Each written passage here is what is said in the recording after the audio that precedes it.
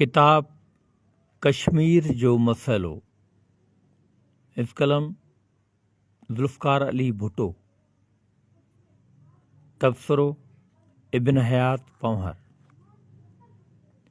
कश्मीर जे मसइले हिंद ऐं पाक ॿिन्ही मुल्कनि जे विच में हिकु अहिड़े तनाज़े जी सूरत अख़्तियार कई आहे जंहिंखे पुरअमन तरीक़े सां निबेरण लाइ आलमी ताक़तूं पंहिंजो असरु हलाए रहियूं आहिनि।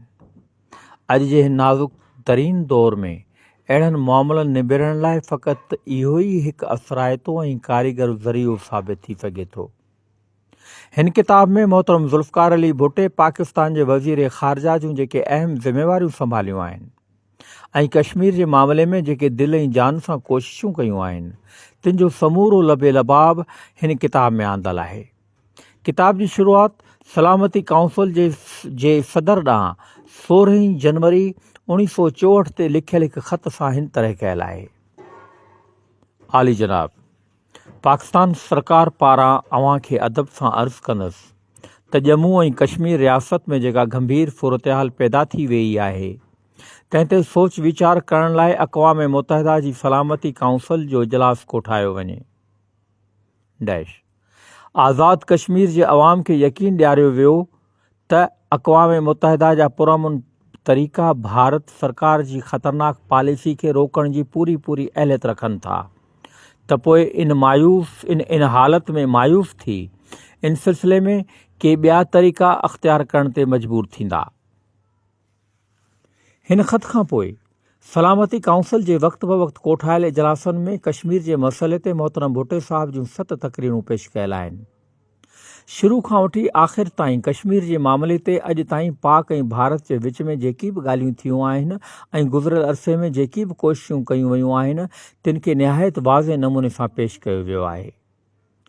मोहतरम भुट्टे साहब पंहिंजनि तक़रीरुनि में हिन ॻाल्हि ते हमेशह ज़ोर पे ॾिनो आहे त कश्मीर जो मामिलो कंहिं सरहद जो मसइलो न आहे, इहो ज़मीन जे कंहिं टुकर ते तकरार न आहे, इहो अटकल 50 लख माण्हुनि जी ज़िंदगी ऐं मुस्तक़बिल जो मसइलो आहे। कश्मीरी आवाम जो इहो पैदाइशी हक़ आहे त हू पंहिंजी क़िस्मत जो फ़ैसिलो पाण कनि। कश्मीरी आवाम जी इन ख़ुदि मुख़्तियारी वारे हक़ ॾियारण लाइ मोहतरम भुट्टो साहब हिन तरह रक़म तराज़ आहे। असां पाकिस्तान ऐं भारत जे अवाम पंहिंजनि ज़िंदगियुनि खे वक़ार ऐं ख़ुददारी जी नेमतुनि सां मालामाल करण लाइ आज़ादी घुरी ऐं हासिलु कई हुई ऐं इन्हनि मुसीबतुनि खां निजात हासिलु करण लाइ हुई जेके असांजो अवाम तॾहिं खां बर्दाश्त कंदा आया आहिनि। 17 सालनि खां पोइ बि असीं किथे बीठा आहियूं। असांजो उफ़क़ इख़्तिलाफ़ ऐं नफ़रत जे ककरनि सां कारो नज़र अचे थो।